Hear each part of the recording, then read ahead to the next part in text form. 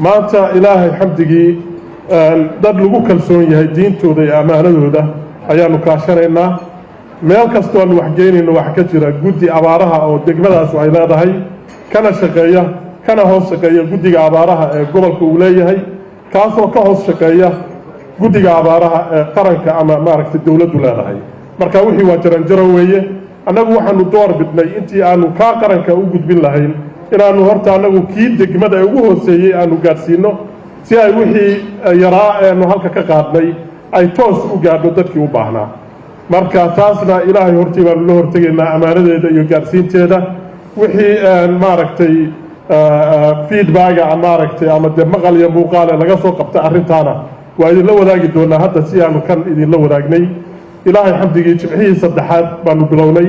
gurmadkan labaad xaaladana saad maqlayseen sheekh maxamed idriisna wuu ka warramay sheekh maxamed calina waa ka warramay xaaladdu tii hore way ka daran tahay oo abaartii oo baahida iyo maaragtay biyaha iyo baadka ahayd waxaa ku darsamay cudurka ilaahay ha ka caafiyo ummadda ilaahay ha ka kor qaado dhibka taasaa iyana soo korodhay baahidu markaa halkii awal ay 8 gobol ahayd markii hore aanu gurmanaynay hadda waa siman baahidu hadda waddanka waa siman tahay meel dhaantaan ma jirto taas ha la ogaado marka ilaahay idankii wixii allaale wixii gacanteenna soo gala waxaanu ku dadaalaynaa sida ugu dhaqsiyaha badan inaan meelba meeshay ka baahi badan tahay horta aanu hormarino annagoon gobol eegayn qabiil eegayn calaamad kale aanay eegayn aan ahayn soomaalinimo iyo islaamnimo waxaan ahayn aan ku eegayn hawshaa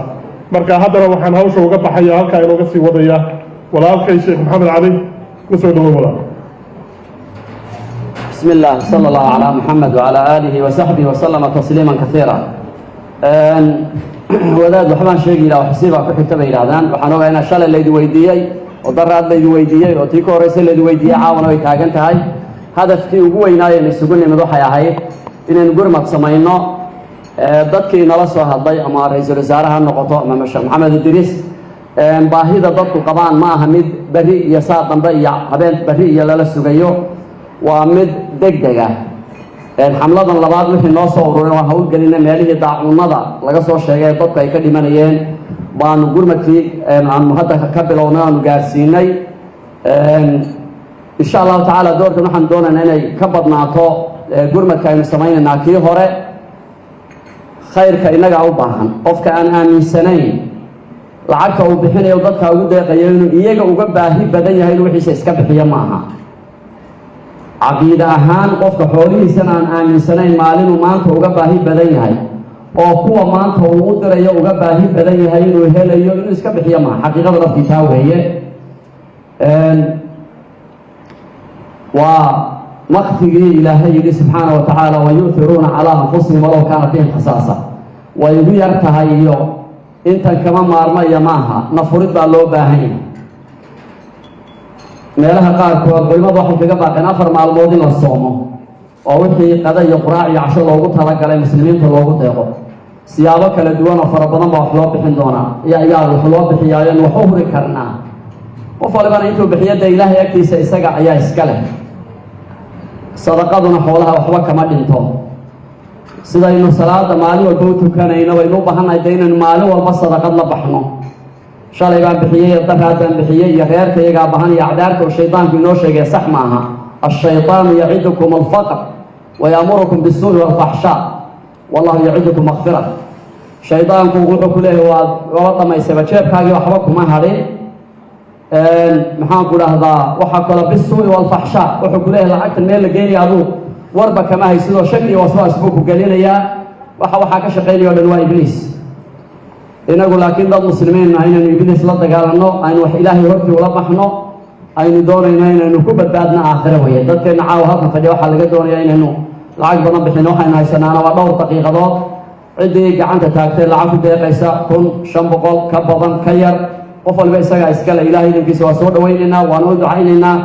ducadana ilaahay agtiisa waabuu ka helayaa dee dadka walaalihiisa ee dhimanaya ee dhibaataysan inuu qofku wax u quuro oo wax ku bixiyo ikhwati alkiraam hay-addan gurmad sheekh aadan ayaa warbixinteedii dhameeyey wax kaloo ziyaadaha anigu aan ku darayo ma jirto laakiin waxaan idin sheegaynaa oo keliya hay-addan ilaahay idinkii waxaan filaynaa inay noqoto hay-addii sabab u noqon lahayd jacaylka iyo midnimada ummadda soomaaliyeed inay soo laabato anigoo taa ka deliishanaya xadiidkii nebiga calayhi salaatu wasalaam oo ahaa tahaaduu taxaabu wax isa siiya waad isjeclaanaysaan min fawaa'idi sadaqa sadaqada faa'iidooyinka ay leedahay waxaa ka mid ah ummadda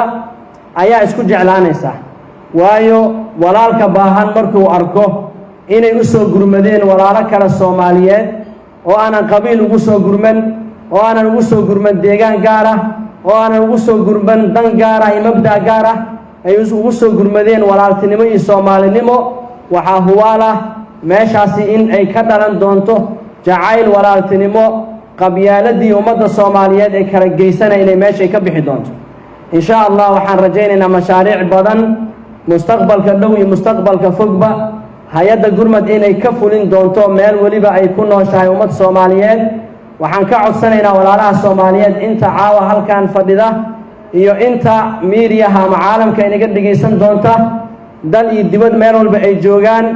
in ay nagu garab galaan inaan gaarno hadafka aan hay-addan aan u dejinay oo ah in ay kaalmayso ummadda soomaaliyeed meel walba ay joogto jazaahum allahu khayr hay-adda gurmad iyo dadaalka ay samaynayaan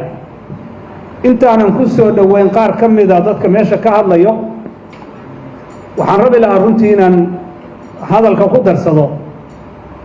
inay jiraan dad aada u dadaalay almost waxaa la dhihi karaa dadka soomaalida maanta melbourne jooga ama australia jooga kole adduunka intiisa kalena waa nala mid aad bay uga damqanayaan dhibaatada maanta soomaaliya ka jirto oo waddankeenna ka jirto oo dadkeenni taabanayso ilaa heer aada og tihiin idinku yacni afraad ama qof qof inay xataa dhaqaaqeen oo ay isxil saareen runtii waxay ahayd hawl aad iyo aad u qiimo badan una qurux badan dad soomaalinimo ku fakarahaya oo aan gobol iyo qayb iyo qabiil iyo midna ku fakarahaynin waa arrin aad iyo aad u qiimo badan in dhowaadana soomaali aynaan ku soo arag waxaynu joognaa ama aynu maraynaa xilli aad iyo aad u dhib badan oo la yidhi taariikhda soomaaliyeed sooma marin intaas oo sano ilaa 200 sano oo ugu dambeysay inta xusuusta jiro tan soo madhay soomaaliya sooma marin maalin dhoweyso waxaan arkahay nin 7 caruura meel inta soo saray yidhi wiil baan beecinaya ayaa ee gadanhaya intii kuwa kala dhiman lahaayeen wiilkaasaan gadahayaa taariikhda soomaaliyeed soo marin iyadoo aan xoolo la haysan oo dhaqaale la haysan oo gurmad dibadda aan la haysan nin caruurtiisii gaday inama soo marin taariikhda waa dhacday sanadkan jamciyadda gurmad dadaal weyn bay u gashay sidii ay dadka wax ugu qaban lahayd maahana markii koowaad ee waa markii marar badan bay dadaalkan u gala galeen marka runtii aad iyo aad baan ugu faraxsannahay waan diyaarna waan u nahay inaan jamciyadda taageero waad mahadsantihiin wasalaamu calaykum nimankan barnaamijkan wada oo runtii barnaamij aad iyo aad maartay waxgal u ah in la kaakuleeyo oo wax lala qabto aad baan u taageersanahay aad baan maartay u mahadinhayaa walaalaheen gurmad oo caawa halkan isugu kaayeeray barnaamijkii ujeeddadoodana uu ahaa sida dadka dhibaataysan oo Soomaaliya abaaruhu ku habsadeen wax loogu qaban lahaa hay'adda gurmad ee hawsha qabatay aan halkan lagu soo koobi karin runtii waa hay'ad mudan in lagu daydo